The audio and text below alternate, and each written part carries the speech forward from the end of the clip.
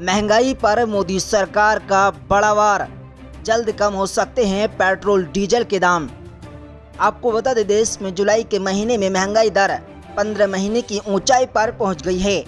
केंद्र सरकार के लिए मौजूदा समय में महंगाई को कंट्रोल करना ही सबसे बड़ा चैलेंज बना हुआ है। इसी को कम करने के लिए सरकार ने अब बड़ी प्लानिंग शुरू कर दी है। दोस्तों, आपको बता दें, केंद्र सरकार जल्द ही पेट्रोल और डीजल की कीमतों में कम करने का ऐलान करेगी ताकि आम लोगों को महंगाई से राहत मिल सके। वास्तव में केंद्र सरकार पेट्रोल और डीजल पर टैक्स में कटौती करने की प्लानिंग में जुट गई है।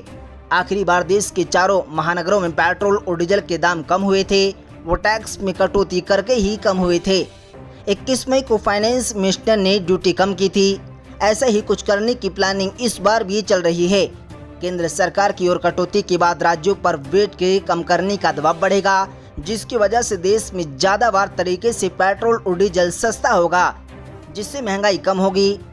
आपको बता दें, मौजूदा समय में देश के कई शहरों में पेट्रोल की कीमतें 100 रुपये से ज़्यादा हो चुकी हैं।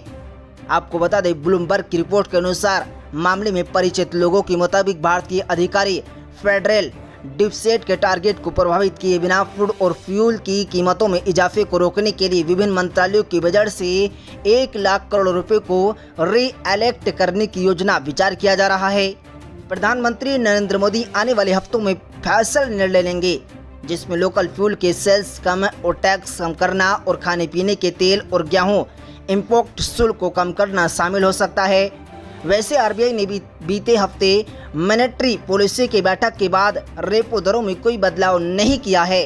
दोस्तों, इस सप्ताह मोदी द्वारा राष्ट्र के नाम दिए गए भाषण में 15 महीने के हाई पर पहुंची महंगाई से लड़ने की कसम खाने के बाद नौकरशाहों में भी काफी उत्सुकता बढ़ गई है। भारत एक ऐसा देश है जहां प्याज और टमाटर की महंगाई ने सरकारें गिरा दी हैं।